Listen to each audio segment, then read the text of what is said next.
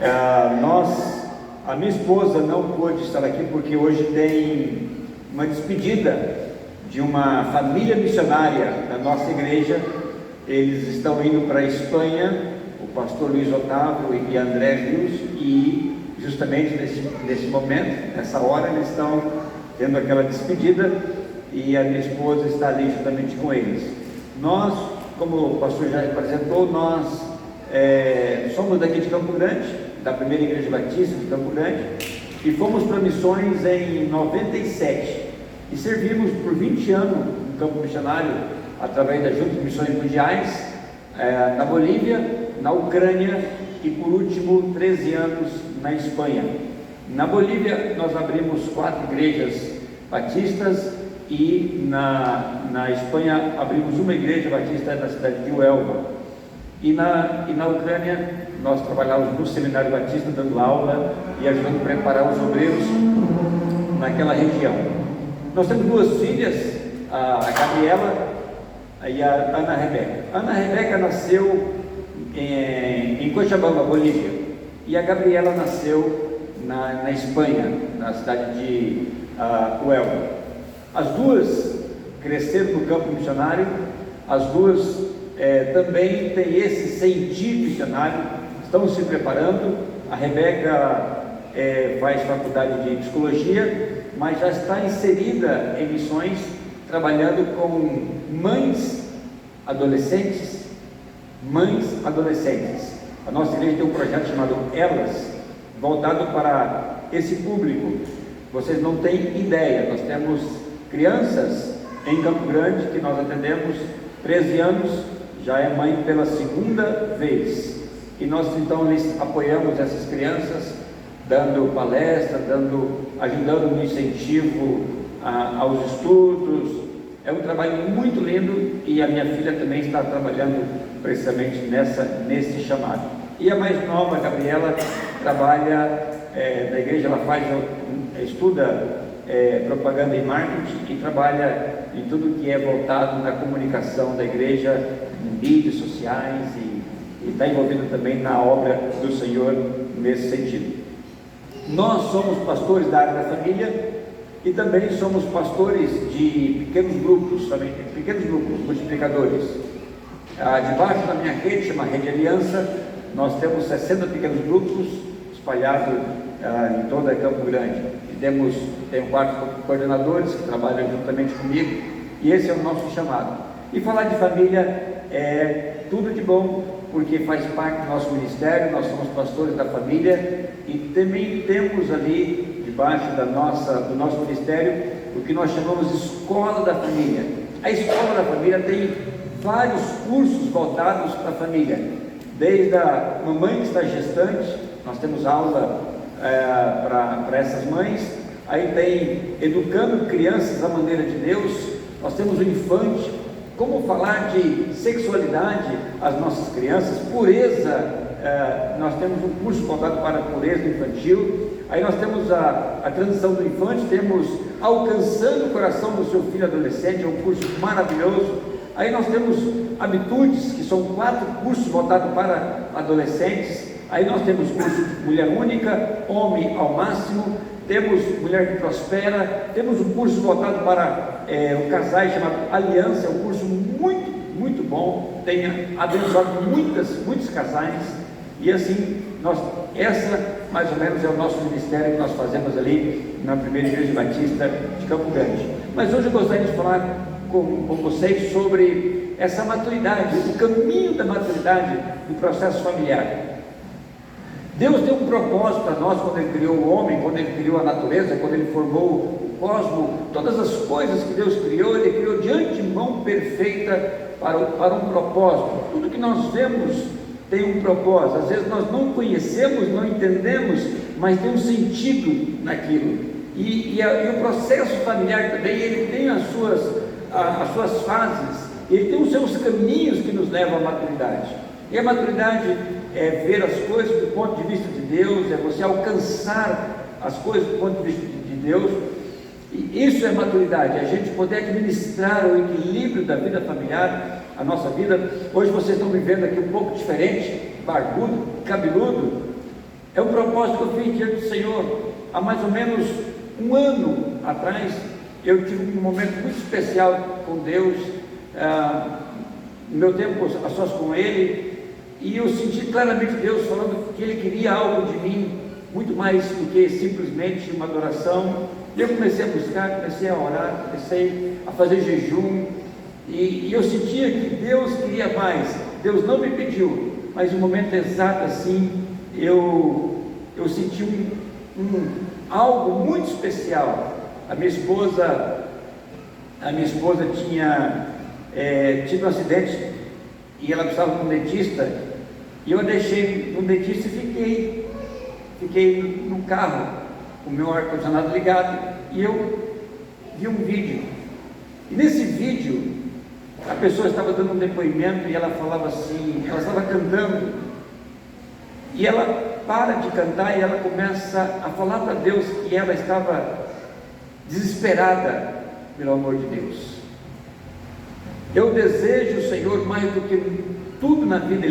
A pessoa cantando e falando que ela precisava do amor de Deus, e aquilo me impactou muito grande. E eu voltava o vídeo de novo, foi a última aparição do Elvis Presley. A última aparição dele em público foi essa, e logo depois ele morreu. E eu voltava o vídeo, e ele cantava, e de repente ele parava a música, e ele falava: Deus, eu preciso do teu amor. Amado, me deu um desespero de alma. Eu comecei a chorar como uma criança. E a minha esposa veio então, e ela perguntou: o que aconteceu? Eu falei: Raquel, assista esse vídeo. E ela passava, ela disse: interessante. Eu falei: não, Raquel, você não está entendendo. Assiste de novo. Eu voltava o vídeo, escuta o que ele está falando. E ela ouvia ele declamar, e ela falava assim: sim, muito bonito. Aí, meus irmãos, eu percebi que era Deus falando comigo. Naquela noite, eu orei muito, muito tempo. De manhã, eu fui buscar um propósito nazireu. E ali falei: Deus, eu preciso tanto do Senhor. Porque eu imaginava aquele homem sendo criado na escola dominical, na Igreja Batista, nos Estados Unidos, chegando na adolescência. De repente ele começou a cantar e cantava muito bonito. De repente ele começou a deslumbrar com tudo aquilo, foi cantar secularmente, e nós conhecemos o que é o Elvis Presley. A droga entrou na vida dele, e no final da vida ele não conseguia se libertar da droga. A alma dele clamava por Deus, mas ele não tinha força para resistir à droga, e morreu com overdose. Então, no ano passado, eu fiz esse propósito com o Senhor. Falei com o meu pastor Gilson, falei com a minha esposa, falei assim: Raquel, eu não sei aonde vai parar isso, mas eu vou fazer esse propósito com o Senhor. E de lá então tenho vivido essa experiência maravilhosa com o Senhor. Tenho uma jornada de oração com a minha vida, com as minhas filhas. As minhas filhas estão aprendendo esse momento único diante do Senhor, na presença dEle. Agora a Gabriela mesmo, nós tivemos que levá-la para o hospital. Conversei com ela, falei: Gabi, tem coisa que nós fazemos que não precisa tanto. Ela estava com 30 dias de jejum e oração. Abaixou a imunidade dela tanto que nós tivemos que levar para o hospital. Mas de tudo isso, o legado que nós ouvimos aqui, que Josué, aquela geração de Josué passou, e veio uma outra geração que não conhecia o Senhor. Nós não queremos isso para os nossos filhos. Nós não queremos isso para a nossa igreja, que venha uma outra geração que não conhece o Senhor. Salmo 145, versículo 4 fala que uma geração contará a outra geração a benevolência do Senhor. o cuidado do Senhor. Então eu queria nessa noite falar de que essa maturidade, ela passa por 3 processos. E o primeiro deles é entender, é conhecer o mandato do Senhor. Na Bíblia nós temos 2 mandatos. Nós temos um mandato evangelístico, que é aquele que Jesus deixou: ide por todo mundo e fazer discípulos de todas as nações, é o que nós conhecemos.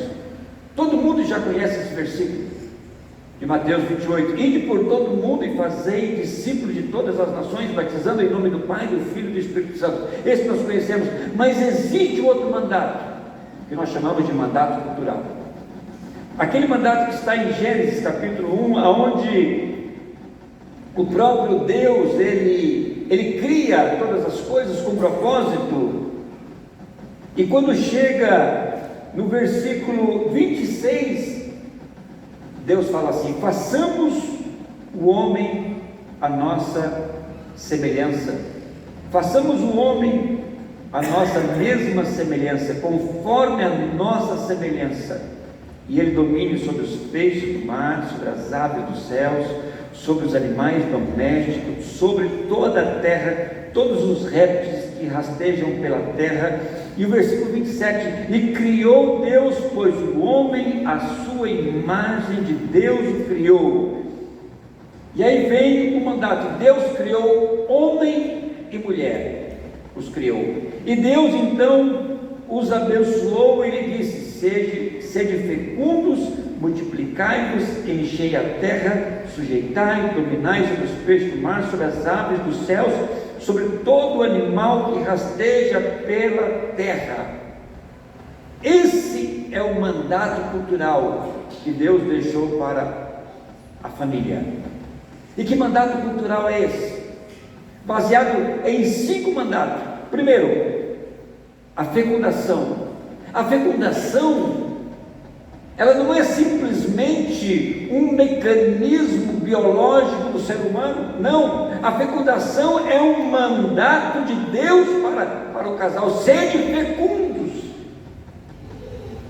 Essa multiplicação que nós vemos é um mandato de Deus. Multiplicai-vos.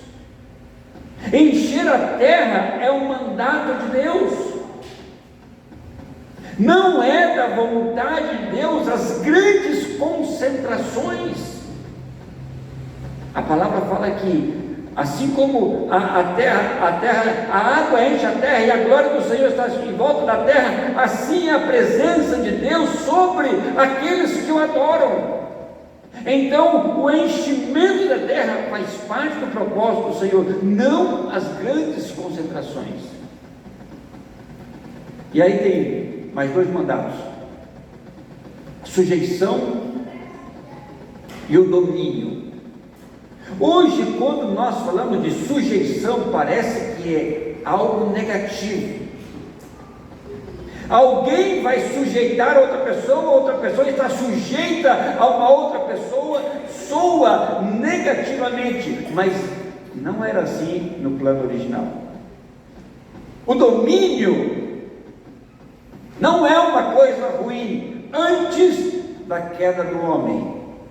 Depois da queda do homem, depois que o homem pecou, o homem passou a sujeitar e ficar por cima das pessoas. O homem passou a dominar, exercer domínio sobre as pessoas. Aí entra numa tirania, num despropósito do Senhor. Mas a sujeição é colocar as coisas em ordem. O domínio é estabelecer o teu alcance. Quando Deus fala de domínio para o homem, para a família, Ele está falando de alcançar, não de subjugar. E nós precisamos entender esse mandato, porque hoje o que nós ouvimos através da mídia, através da cultura nefasta que nós já conhecemos, é justamente a desconstrução dessa imagem de Deus na vida do homem e da mulher. E aí eu intento te colocar outras coisas. caminho da maturidade é a gente entender isso. Agora, também eu tenho que viver o processo, o propósito de Deus quando Ele pensa em família. Uma coisa é o mandato, agora eu preciso viver esse propósito. E que propósito é esse? A palavra fala, quando Deus criou todas as coisas, Ele diz: não é bom que o homem esteja só, far-lhe-ei uma ajuda idônea para ele. Esse é o propósito, para que a pessoa não pudesse viver sozinha. Viver só é uma opção, viver o celibato é uma opção, mas não faz parte do plano original de Deus. E para combater a solidão, Deus colocou a família. Ninguém vive sozinho, e todo mundo que tenta fugir desse convívio da família é porque há alguma disfunção. Agora, o casamento, estamos falando do casal. Deus preparou o casamento para que as pessoas pudessem viver em comunhão, não em solidão. Segundo, que as pessoas pudessem ter uma ajuda, e nesse caso, a mulher é essa ajuda para o marido. E que ajuda é essa? A cumprir exatamente a missão. E que missão é essa? De entender o propósito do Senhor para a família, de dominar, de subjugar, de se multiplicar, de abençoar. Essa ajuda. Em terceiro lugar, o complemento, porque o homem não pode se completar se não for com a mulher, e a mulher não se pode completar se não tiver o homem. Essa ajuda que Deus proveu para Adão, ela é oportuna porque ela preenche na comunhão, ela é oportuna porque ela ajuda no momento da dificuldade, e ela ajuda porque ela é o complemento. Aí então, esse é um propósito de Deus para o casamento. E agora, existe um terceiro momento dessa maturidade, que é eu cumprir a missão. E que missão que é essa que Deus dá para Adão e para Eva? E que missão é essa que Deus instituiu desde Gênesis para toda a humanidade? É essa. E diz assim: portanto, deixa o homem, seu pai, a sua mãe, e se une à sua mulher, tornando os dois uma só carne. Aqui existe uma missão, existe um deixar. Quando nós entendemos esse processo para o casamento, meus queridos, a maturidade está bem próxima da nossa vida. Agora, quando eu não entendo esse deixar, a maturidade ela vai ficando, ela vai arrastando. E que deixar é esse? Primeira coisa, é um deixar geográfico. Quando uma pessoa casa, e quando ela não deixa esse espaço geográfico dos seus pais, ela fica longe da maturidade. Muitas pessoas casam, mas ainda fazem da casa dos seus pais a sua própria casa. Ela não deixou. Portanto, deixará o homem o seu pai e a sua mãe, e se unirá à sua mulher. O primeiro é um deixar geográfico. O segundo lugar é um deixar emocional. Tem pessoas que casam, mas ainda estão ligados aos seus pais emocionalmente.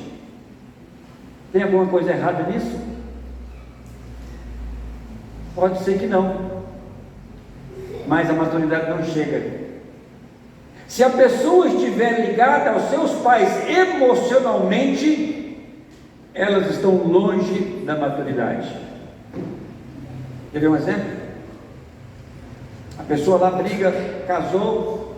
Vamos imaginar que depois dessa dinâmica aqui, vai rolar um BO. Aí desse BO tem um RD e aquilo ali acalenta. Aí o cara fala assim: é bom, então tá bom, hoje eu não vou dormir em casa. não vou dormir em casa. Chega lá na casa da mamãe e do papai, fala assim: olha, briguei com a minha esposa e não vou dormir lá hoje, só de raiva eu vou dormir aqui em casa. Aí a mãe pega e fala o seguinte: filhinho, pode vir, a tua caminha está prontinha lá, pode dormir. Aí amanhã você esfria a cabeça, você volta para a tua casa, você vai lá se reconciliar com a sua esposa, bem, dorme aí. Isso está certo, sim ou não?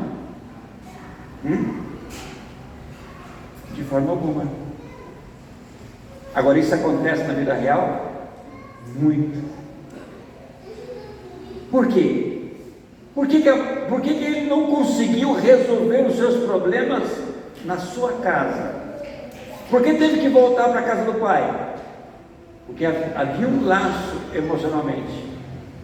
Porque na casa do meu pai eu encontro abrigo, na casa da minha mãe vai me entender. Então é um deixar geográfico, é um deixar emocional e é deixar também financeiro. A maturidade não chega se o casal ainda depende dos pais. Pode depender dos pais? Em algum momento nós podemos depender dos pais, mas não é aquela dependência financeira regular.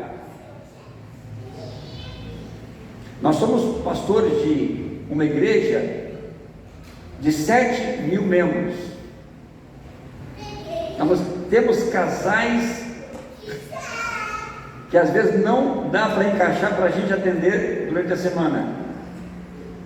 Mas muitos problemas são problemas emocionais.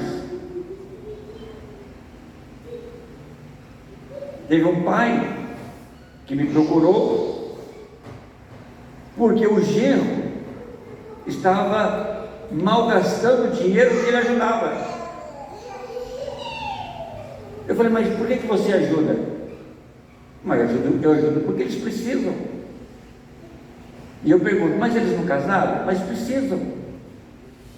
Mas me dá um exemplo. Não, pastor, por exemplo, eu passo todo dia à noite na frente da casa dele e a luz da garagem está ligada. E quem paga a conta da luz sou eu. Eu falei: mas por que você paga a luz deles então? E quando chegou no final desse ano agora, em dezembro, o rapaz pegou a esposa e falou assim: vamos passear, vamos lá para Camboriú. E foram para Camboriú. E o pai da moça estava muito bravo, porque ele paga as contas, chega no final do ano, eles vão para a praia.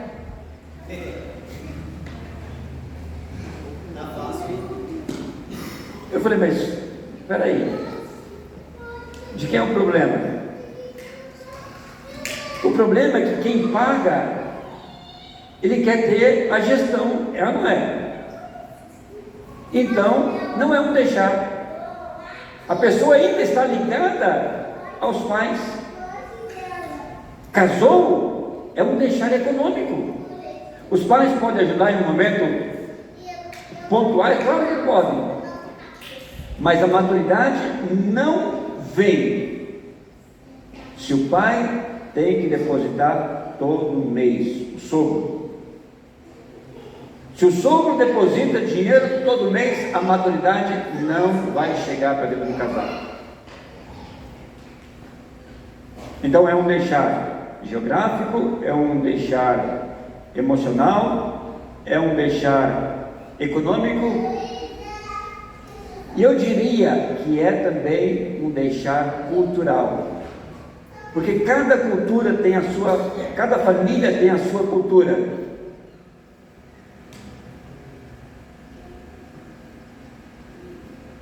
Eu fui criado de uma forma que quando íamos comer, lá atrás se desligava a televisão.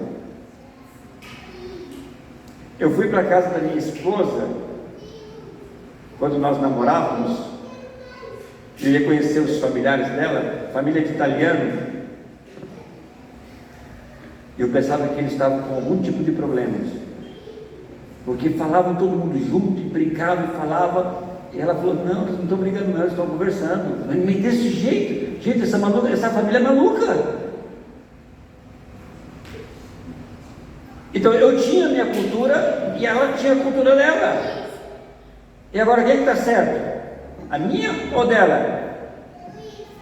Nós vamos construir a nossa cultura. Aí a minha mãe veio me visitar. Quando a minha mãe veio me visitar, ela fala para minha esposa: Raquel, o Leno não gosta da comida assim não, o Leno gosta desse jeito. Aí dá ruim, não dá? Aí a Raquel veio falar comigo: ó, tua mãe está lá na cozinha, lá mandando. E aí? Eu vou deixar a minha mãe mandar ou não? Mas é minha mãe. Eu tenho que chegar lá com carinho na minha mãe. Mãe, vamos fazer o seguinte, olha, deixa a Raquel fazer a comida aí, porque quem vai dormir com ela sou eu, tá? Vai lá desfrutar das netas lá, vai ficar com as netas lá, deixa a Raquel cuidar da cozinha.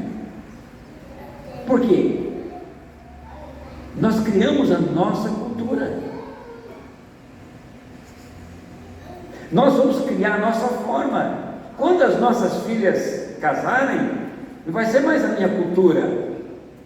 Elas vão criar a cultura a partir do casamento. Isso é a maturidade. Agora, se eu permito, e isso é muito comum em casamento, se eu permito que a minha mãe faça alguma gestão, um exemplo de comida em casa, a maturidade não chegou da nossa família. Porque a minha mãe é muito bem-vinda em casa, mas quem é a rainha do meu lar é a minha esposa, não a minha mãe.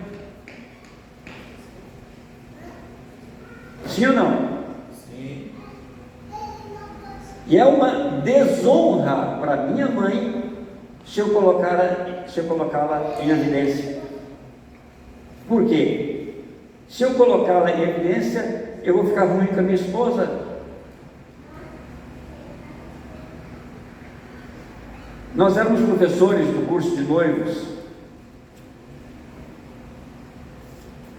e tem um casal muito querido nosso. Passado um ano, não chegou nem um ano, teve um dia que ele ligou para mim e falou: pastor, o senhor pode vir em casa agora? Eu falei assim: eu estou com um compromisso, pode ser amanhã? Não, pastor, tem que ser agora. E eu fiquei muito assustado, falei: Raquel, vamos lá agora. Cancelei e fui para lá. Chego lá, casal, o que aconteceu? Pastor, eu não sei, parece que não dá mais. Não dá mais. Eles não tinham tido nem 6 meses de casamento e ele chegou e falou: não dá mais. Eu não sei porquê, mas por que aconteceu? Não sei. Aí a moça começou a chorar, falar assim: eu não presto para nada, eu não sei fazer nada, que não sei o que lá mais, eu não sei nem cozinhar. Eu falei: mas peraí, vocês estão terminando o casamento por isso? Vamos organizar então, que coisas piores virão. O que está acontecendo? O rapaz vem de uma família rica, que a mãe não cozinhava. A moça vem de uma família rica, e eles optaram por não ter nenhuma secretária. Ele entendia que ele era suficiente em trazer a comida do mercado e colocar na geladeira, e ela então tinha que fazer o restante sozinha. Só que ela não sabia. E aí depois eu falei: pastor, perde comida, está dentro da geladeira, ela não faz nada. Eu falei: mas para aí, vamos fazer o seguinte, esquece a tua família. Aí eu perguntei: na tua casa, dos teus pais, como é que eles fazem? Não, lá. Teu pai faz comida? Não. E a tua mãe faz comida? Faz só talvez final de semana. E teus pais? Teu pai faz comida? Não. E a tua mãe? Também. Empregada doméstica? Tem empregada doméstica? E tudo bem. E aí vocês vão ter? Não optamos por não. Então vocês dois vão ter que aprender a fazer comida. E como você aprende? Fazendo. Aí eu brinquei com ele, falei assim: olha, eu vi semana que vem, quero tomar um café. Falei para ele, e você vai fazer o café. Uma coisa tão simples. Estavam brigando porque não sabiam questão de comida. Passaram essa fase, a maturidade chegou. E toda vez que nós encontramos, ele falou: pastor, você lembra daquela vez que o senhor foi em casa porque nós estávamos brigados porque ela não sabia fazer comida? Eu lembro. Aprendemos. Uma coisa tão simples. Mas existem outros níveis de problemas. Comunicação. A maturidade não chega se há palavrões dentro de casa, insultos, agressões. Não chega. E viver a maturidade é se tornar uma só carne. Como que é isso? O pastor usou a expressão no começo do culto: se torna uma só carne.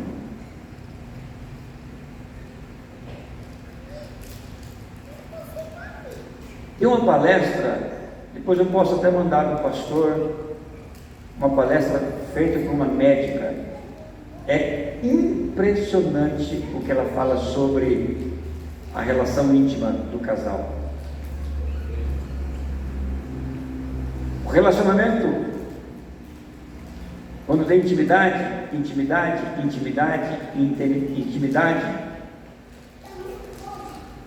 por muito tempo, a flora vaginal, ela se adapta e ela tem o DNA do órgão masculino.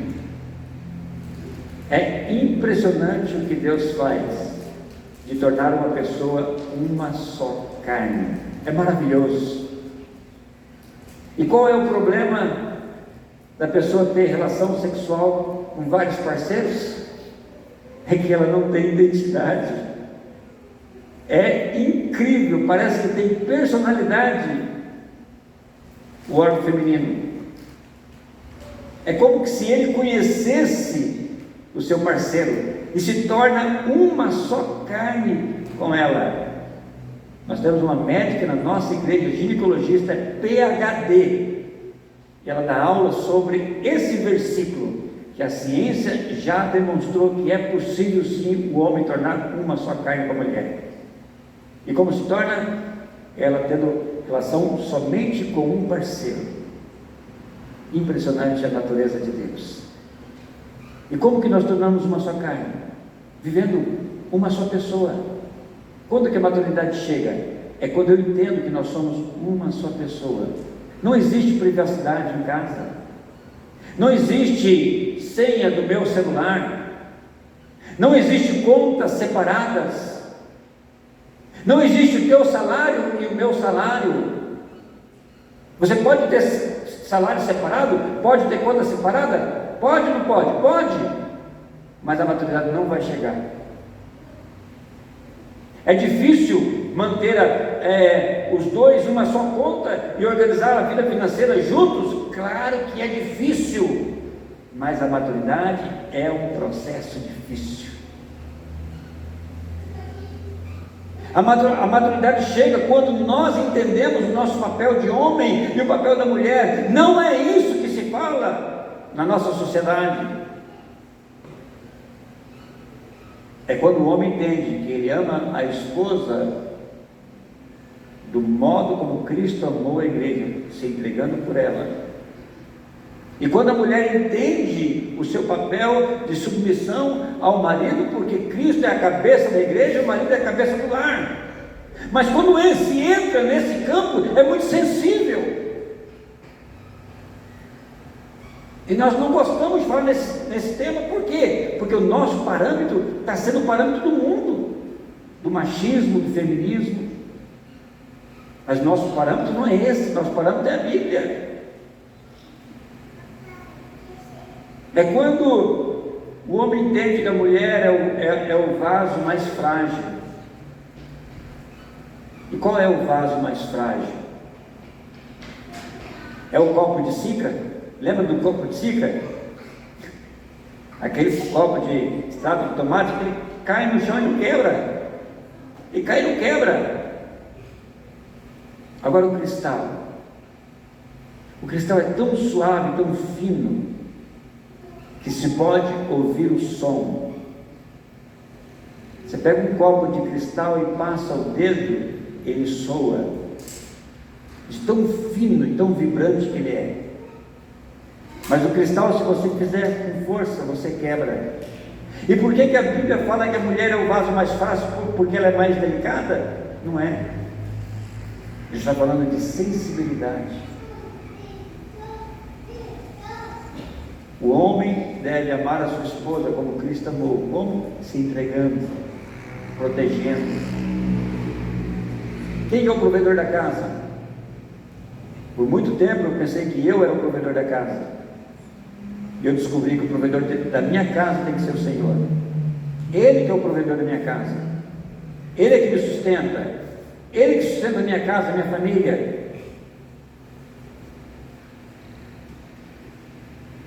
Família, ela é complexa, mas quando nós entendemos que o caminho da maturidade é só um, aonde vou me entregar, vou amar, vou perdoar, pedir perdão, e esse caminho vai me levar, é minha família. O mais importante é a minha casa.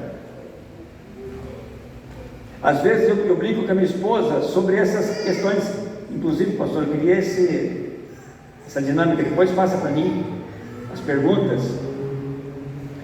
Às vezes nós brincamos em casa com as meninas sobre daquilo que eu gosto, sobre daquilo que a Raquel gosta e daquilo que nós gostamos em comum. Porque o que nós gostamos em comum é o que prevalece. Não é o que eu gosto que vai prevalecer, não é o que ela gosta que vai prevalecer, mas aquilo que nós gostamos em comum. Nós estaremos falando hoje, amanhã o pastor Eli Júnior estará falando sobre esse processo da maturidade, e no domingo o pastor Eliomar também estará pregando sobre essa evolução da maturidade dentro da família. A primeira coisa que eu queria deixar aqui é sobre essa base, de que Deus criou o homem, criou a mulher, e Ele colocou para nós esse caminho da maturidade. Primeira coisa, eu tenho que conhecer esse mandato cultural de crescer, de multiplicar, de ser fecundo, de sujeitar, de dominar. É como que se Deus tivesse construído tudo isso aqui e colocado um casal para administrar, a família para administrar. E então agora eu vou entender que eu tenho que administrar isso, cuidar de tudo isso que Deus me deu. Envolve a ecologia, envolve a teologia, envolve a economia, envolve tudo. A nossa família não está alienada, a nossa igreja não está alienada do resto do mundo. Segundo momento, eu entender o propósito. O propósito é que Deus fez a mulher para que ela pudesse ser uma ajuda, e uma ajuda idônea para o marido para cumprir a sua missão. E eu tenho uma missão, e qual a missão é essa? É eu deixar. Quando eu deixo a minha casa, lá na casa dos meus pais, tinha uma outra cultura, e agora eu formo uma outra cultura com a minha esposa, e eu formo uma outra cultura com a minha casa. Tempos atrás, quando eu voltei da Espanha, nós fomos visitar a minha mãe, e ali eu tive uma experiência simples, de que a casa da minha mãe era a casa dela, não era a minha casa. Eu pedi para ela para abrir a geladeira. Mãe, eu posso abrir a geladeira? Eu coloquei aqui um Danone para as meninas. A minha mãe falou assim: claro, a geladeira é a sua casa. Não é a minha casa mais, é a casa da minha mãe. A maturidade chega por aí. Se você trata a casa dos teus pais, a casa do teu sogro, como se fosse a tua casa, possivelmente a maturidade não chegou até você. É forte? Isso é desonrá-lo? Não, isso é honrar os nossos pais, porque agora você está montando, formando a sua própria família.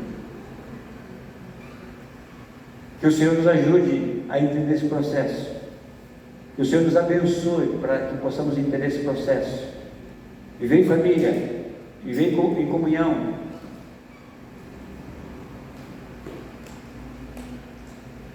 Você quer ver a maturidade?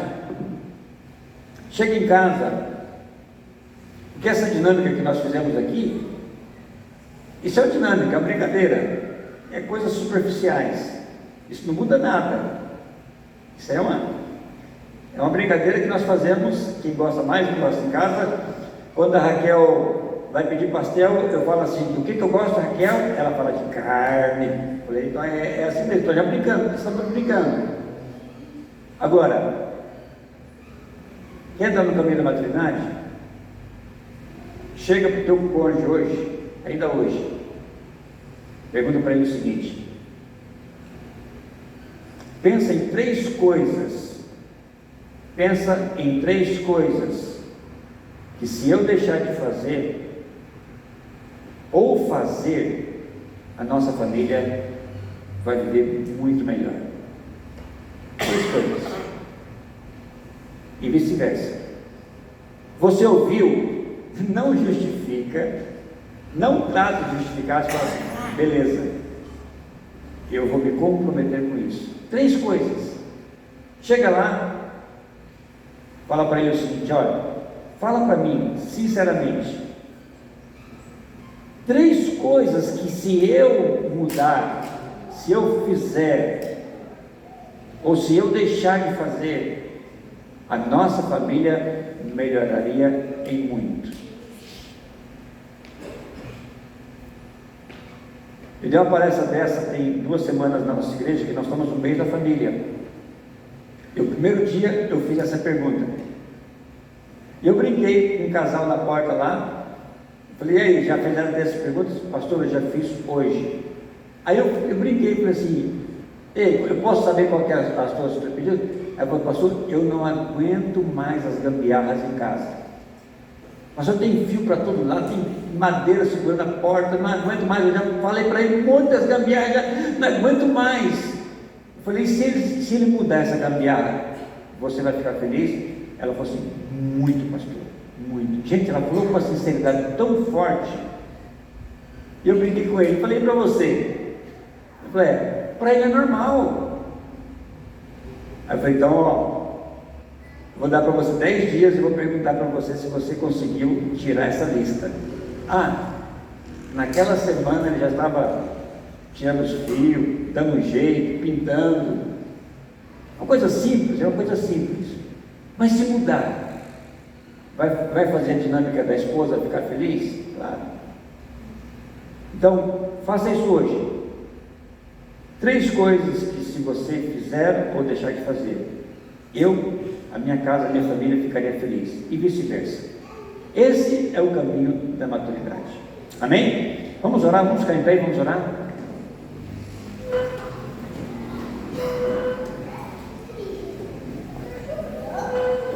Pai amado, nós estamos diante do Senhor, diante da Tua palavra. Nós nos voltamos, ó Pai, para o Criador. O Senhor criou o homem e criou a mulher, e disse ao homem e à mulher para que eles pudessem ser fecundos, multiplicar, encher a terra, sujeitar e dominar. E nós aceitamos, ó Pai, essa vocação. Nós entendemos essa missão que o Senhor nos deu. Pai, entendemos que a família faz parte do processo de abençoar a nossa terra. Muito, muito obrigado. Nós te bendizemos, ó Pai, pela Tua palavra.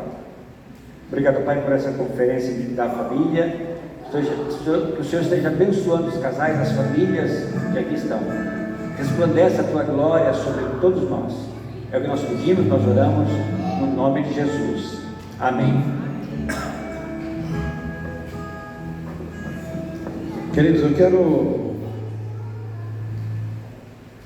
Em 5 minutos, se vocês me ajudarem, levanta a mão aí os casais que estão aí. Eu quero que os casais venham aqui à frente. Eu vou convidar o pastor para orar comigo aqui pelos casais. Vamos orar pelos casais hoje, especificamente. Eu quero ungir vocês, abençoar a vida de vocês, os que estão no altar também, né? Então, os casais, por favor. Se o pastor Lucas não estivesse com a esposa aqui, também ia entrar na dança, mas está com a esposa, né?